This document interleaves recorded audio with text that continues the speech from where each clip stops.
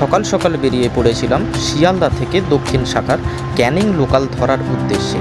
কারণ ক্যানিং লোকাল ধরেই ক্যানিংয়ে নেমেই কিন্তু আমাদের পরের গন্তব্য গদখালি, এবং সেটি পৌঁছতে হবে বাস বা অটোয় করে। তো এখন এসে পৌঁছে গেছি Gourdaha station. Train Gourdaha station ছাড়ছে, আর গৌড়দহ স্টেশন পেরোনোর সাথে সাথেই চোখে পড়ল প্রকৃতির এক অপরূপ সুন্দর দৃশ্য। আহা, সত্যি কি সুন্দরই না লাগছে। দেখো, বর্ষার মেঘ এবং চারিদিকের এই সবুজ প্রকৃতির ঘন আবেশ যেন এক মায়ামুগ্ধ তৈরি করেছে সব কিছুকে। সত্যি কি সুন্দরই না লাগছে। চারিদিকে রাশি রাশি জল এবং গাছপালা সবুজের ভিড়ে যেন এক অপরূপ সুন্দর দৃশ্য। প্রকৃতি যেন তার নিজস্ব তুলিতে একটি জলছবি তৈরি করেছে। দেখতে দেখতেই পৌঁছে গেলাম ক্যানিং স্টেশন। আর ক্যানিং স্টেশনে সত্যি আজকে প্রচুর ভিড় ছিল, যেহেতু রবিবার ছুটির দিন। তো ক্যানিং স্টেশনের বাইরে দেখো, এই যে ক্যানিং স্টেশনের বাইরেই এখন আমি দাঁড়িয়ে আছি। আর সামনে একটি রাস্তা চলে গেছে, কিছু কনস্ট্রাকশনের কাজ হচ্ছে। আর সামনে থেকে যে রোডটা আছে, এই রোড ধরে ফলো করে আমাদেরকে ওই যে টাওয়ার দেখতে পাবে, ওই টাওয়ারের ওখানে কিন্তু একটা ফল বাজার, ওই যে টাওয়ারটা দেখতে পাচ্ছ, টাওয়ারের ওখানে কিন্তু ফল বাজার আছে। আর ফল বাজারের মধ্যে থেকে কিছুটা হেঁটে এলেই কিন্তু সামনে এরকম দোকান পড়বে। তো ওই দোকানটার আমি তোমাদেরকে দেখিয়ে দিচ্ছি পুরো ডিটেলসে। এই যে টাওয়ার, এই টাওয়ারের পাশ থেকেই আমি এসেছি, ফল বাজারও ছিল। আর সামনে দোকান, এই যে ডান দিকের যে রাস্তাটা চলে যাচ্ছে, গেলেই কিন্তু তোমরা দেখতে পেয়ে যাবে যে বাস দাঁড়িয়ে আছে। ঠিক আছে, তো বাসের গায়ে লেখাও আছে গদখালি ক্যানিং বারুইপুর এই বাস। ঠিক আছে, আর পেট্রোল পাম্পে ঠিক পাশ থেকেই বাসগুলো ছাড়ে। সো তোমরা কিন্তু যখনই আসবে ক্যানিং পেট্রোল পাম্পে চলে আসবে। ক্যানিং স্টেশন থেকে নেমে ক্যানিংয়ের যে পেট্রোল পাম্প আছে, পেট্রোল পাম্পের ঠিক বিপরীত দিক থেকেই কিন্তু গদখালি যাওয়ার বাস ছাড়ে। তো ওখান থেকে তোমরা গদখালি পৌঁছে যেতে পারবে। তো ক্যানিং থেকে ট্রেন থেকে নেমেই কিন্তু পৌঁছে যেতে হবে গদখালি। গদখালি বলে যে জায়গা, গদখালি অবধি বাস জায়গায় এখানে প্রচুর বাস পাবে। এখানে সব বাসগুলো পরপর দাঁড়িয়ে থাকে পেট্রোল পাম্পের ঠিক অপোজিটে। ঠিক আছে, তো চলো যেতে যেতে তোমাদের সাথে পুরো ট্রাভেল জার্নিটা শেয়ার করছি। আর যারা এই ভিডিওটা দেখছো প্লিজ একটা লাইক করে দিও, আর সবার সাথে শেয়ার করে দিও। আর চ্যানেলে নতুন হয়ে থাকলে চ্যানেলটাকে প্লিজ সাবস্ক্রাইব করে দিও। আর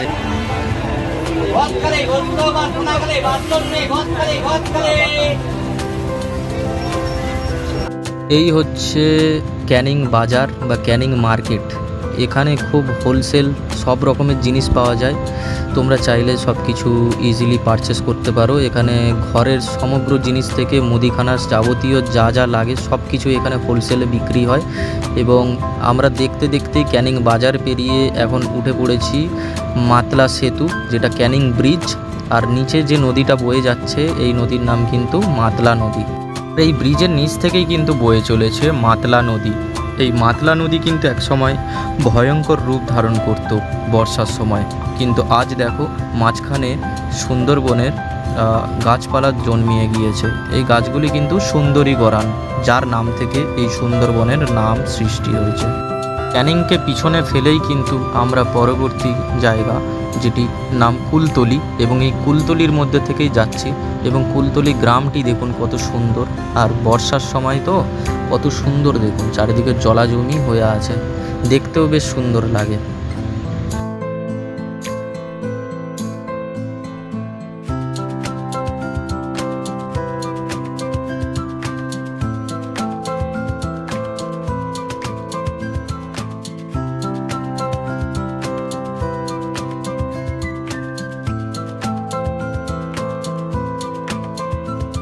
সোনাখালি, তো এই মুহূর্তে পৌঁছে গিয়েছি সোনাখালি বাজার। তো সোনাখালি ছেড়ে বেরোতেই কিন্তু পড়বে ভোগল ব্রিজ। এই ব্রিজটি নিচ থেকে যে নদীটি বয়ে গেছে, এটিও সুন্দরবনের কিন্তু একটি উল্লেখযোগ্য নদী, যে নদীর নাম কিন্তু বিদ্যাধরী নদী। আর ওপর দিয়ে যে ব্রিজ গিয়েছে, এই ব্রিজের নাম ভোগল ব্রিজ। আর ওপারে পেরোলেই কিন্তু পৌঁছে যাব আমরা বাসন্তীতে।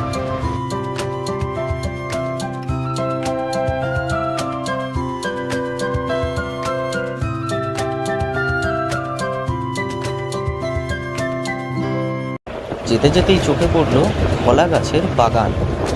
দেখো কত কলা গাছের চাষ হয়েছে এখানে। তো কলার প্রচুর চাষ হয় এই গ্রামে, বাসন্তী গ্রাম, আর রাস্তার দুধারে প্রচুর কলা গাছ। সুন্দরবনের প্রবেশদ্বার যাকে বলা হয় গদখালি গেট, এবং গদখালি কিন্তু আমরা দেখতে দেখতে আর কিছুক্ষণের মধ্যে পৌঁছে যাব, এবং হাতছানি দিচ্ছে সুন্দরবন আমাদেরকে।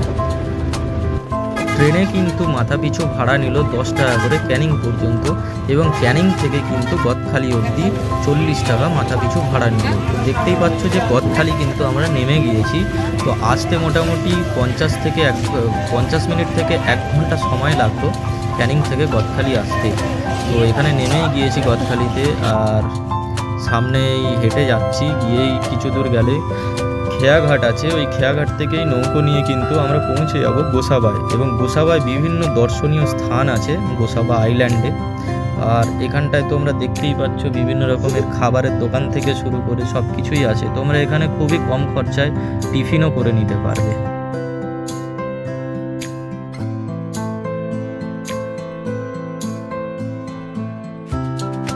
দেখতেই পাচ্ছ আমাদের খেয়া বোট এসে গিয়েছে, এবং এই খেয়া বোটে করেই কিন্তু আমরা পৌঁছে যাব ওপারে গোসাবাতে। তো গোসাবায় গদখালি থেকে গোসাবা যেতে কিন্তু মোটামুটি সময় লাগবে 10 থেকে 15 মিনিট। আর মাঝখানে চণ্ডীপুর বলে একটি জায়গা আছে, সেখানে ধরবে, তারপরে পৌঁছে যাবে গোসাবায়। এবং কত করে নিল ভাড়া তোমাদের সবাইকে ডিটেলসে বলে দিচ্ছি। তো ট্রেনে নিয়েছিল ক্যানিং পর্যন্ত 10 টাকা, এবং বাসে নিয়েছিল 40 টাকা, হলো 50 টাকা। আর এদিকে নদীতে কিন্তু নৌকোয় প্রতি মাথা পিছু 5 টাকা করে নেবে। তো 55 টাকায় তুমি কিন্তু এই অবধি চলে আসতে পারবে।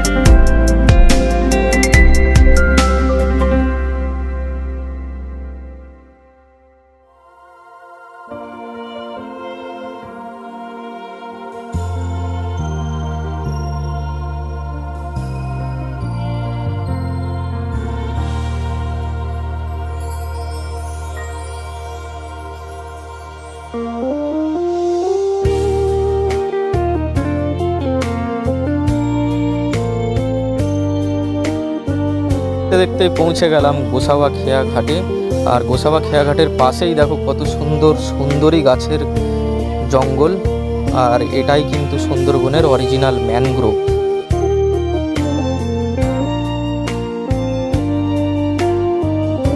গোসাবার খেয়া ঘাটে নেমেই কিন্তু চোখে পড়লো গোসাবা বাজার। এই গোসাবা বাজার কিন্তু খুবই উল্লেখযোগ্য এবং গুরুত্বপূর্ণ একটি বাজার, কারণ আশেপাশের যত দ্বীপপুঞ্জ আছে সেই দ্বীপপুঞ্জ থেকে কিন্তু প্রতিদিন লোক নৌকো পেরিয়ে এখানে বাজারহাট করতে আসে, এবং খুবই কম দামের মধ্যে বিভিন্ন রকমের জিনিস তোমরা এই বাজারে পেয়ে যাবে।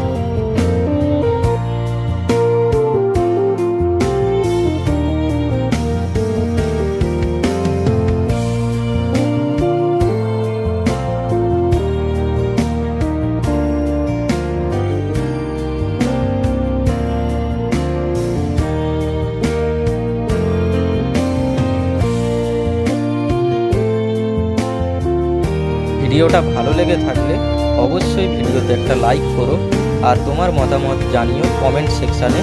আর চ্যানেলে নতুন হয়ে থাকলে তুমি চ্যানেলটিকে অবশ্যই সাবস্ক্রাইব করে দিও। তো এরকম অনেক ভিডিও দেখার জন্য আমাদের channel couple corner YouTube channel এবং ফেসবুক পেজ থেকে যদি দেখো তাহলে ফেসবুক পেজটি ফলো করে দিও। ধন্যবাদ।